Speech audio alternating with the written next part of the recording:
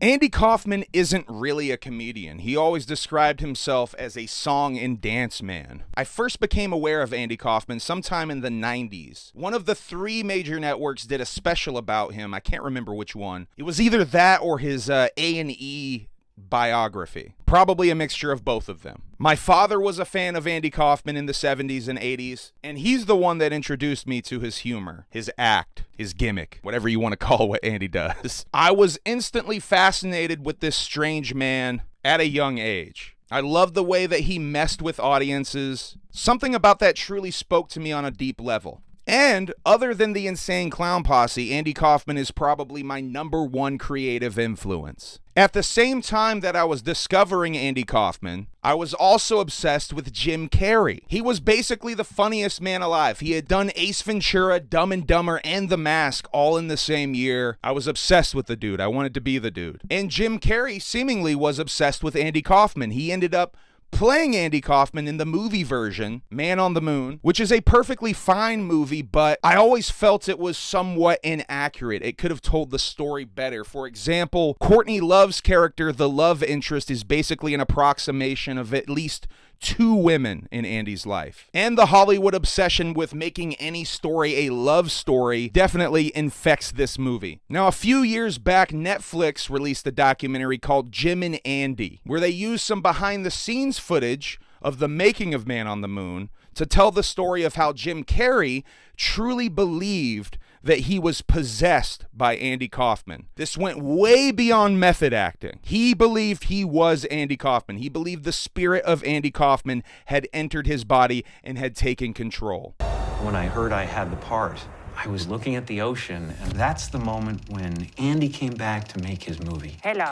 What happened after was out of my control. But watching this documentary, An asshole. I could tell that Jim wasn't really possessed by Andy Kaufman, because there's a couple of things that he does that lets me know Andy wouldn't do that. Jim is taunting Jerry Lawler, Andy's good friend, regardless of them being rivals on television, kayfabe rivals. They were actually really good friends, and they had carefully plotted their entire rivalry together behind the scenes. So that let me know that the spirit of Andy Kaufman wasn't truly inside of Jim Carrey. And I always wanted a documentary that told Andy Kaufman's story better, in a more accurate way. Thank You Very Much is damn close to being that documentary. It tells Andy's story really well, with a couple of revelations in there that I didn't know about, which kind of explain Andy's life and act, or at least maybe some of the motives behind his life and act, which I believe Andy thought as one and the same. He saw his life as being one giant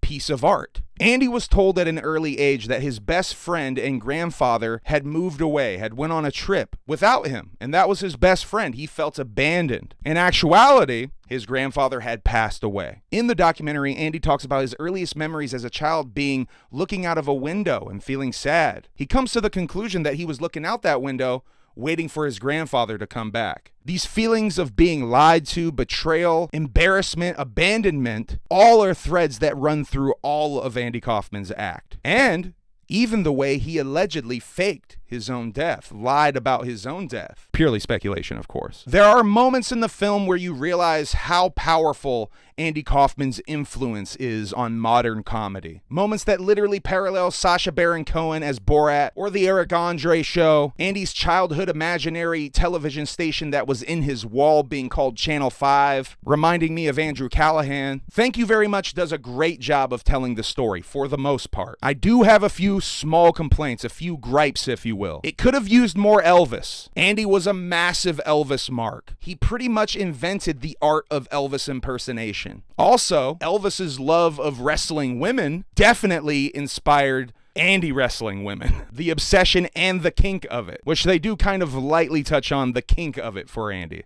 So I will give them props for that. They focus on one of Andy's wrestling idols, the nature boy Buddy Rogers, but they barely talk about classy Freddie Blassie. They only bring him up when it comes to talking about My Breakfast with Blassie late in the film. Andy and Mr. Blassie were very close, so I wish that was represented a little bit more in there too. The documentary also seems to actively deceive or lie in a couple of moments that I noticed. I don't know if this was by design. Maybe it's the filmmaker's way of sort of fucking with with the audience of being Andy Kaufman themselves. But regardless of those small flaws, Thank You Very Much is the best Andy Kaufman documentary so far. And if I timed this video right, today is May 16th, 2025. It has been 41 years since Andy Kaufman passed away from lung cancer. At least if you believe that. Because some people do think that Andy is still alive. Andy's best friend and writing partner, Bob Zamuda, always seems to sort of ride the fence between is Andy alive, is Andy dead? And I think he does that because he knows his best friend Andy would love that. Maybe he is still alive. After tweeting that this documentary was out on Amazon, I was followed by this account, which claims to be the real Andy Kaufman. Is he the real Andy Kaufman? Is Andy still alive somewhere? Did Andy Kaufman fake his own death or not? Either way, he got the same result. Andy Kaufman